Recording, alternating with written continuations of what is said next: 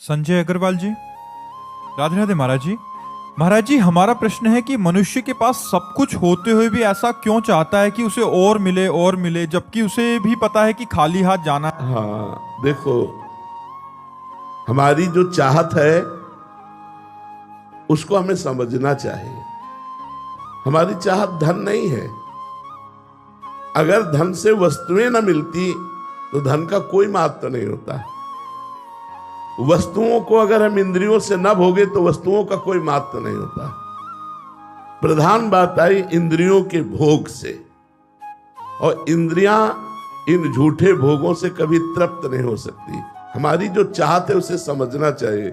हमारी चाहत है अखंड सुख जिसमें दुख का लेश न हो। हमारी चाहत है कोई हमें ऐसा प्यार करे जो सिर्फ हमें प्यार करे। तीसरी चाहत है कि शांति, अखंड शांति हम चाहते हैं। चौथी बात है मरना नहीं चाहते, अविनाशी। चार बातें देख लो सब लोग। सुख जिसमें दुख का लेश ना हो, दुख का बिल्कुल लेश ना हो। प्यार जो मुझे करता हो, मेरे शरीर से नहीं, मेरी वस्तुओं से नहीं, मुझे प्यार करता हो, ऐसी दृष्टि नहीं है। शांति जिनमें किंचन मात्र भी अशांति ना हो, और मैं मरूं नहीं, ये हमारे भगवान के लक्षण है। सुख समुद्र का अंश हूं इसलिए सुख चाहता हूं। प्रेम समुद्र का अंश हूं इसलिए प्रेम चाहता हूं। शांताकारम, शांत समुद्र भगवान है इसलिए मैं शांति चाहता हूं। और अविनाशी भगवान है इसलिए मैं अविनाशी मरना नहीं चाहता। ये चारों बातें प्रमाण देती है कि हम भगवान के बच्चे हैं, हम भगवान के अंश हैं। और सबसे पहली बात जो आपका प्रश्न था कि कभी संतोष नहीं होता, हम आगे बढ़ना चाहते हैं नंबर 1 में, क्योंकि नंबर 1 के हैं, है ना, 1 के है ना, तो हमारी बढ़ोतरी ऐसी हो कि मैं 1 पे पहुंच जाऊं, चाहे बुरे मार्गों में हो चाहे अच्छे मार्गों में हो, क्योंकि अच्छे बुरे दोनों के बाप एक ही है, एक परमात्मा ही है। तो हमारी अंदर की चाह परमात्मा है ना कि विषय। सुख, प्रेम, शांति और अविनाशी ये परमात्मा में है।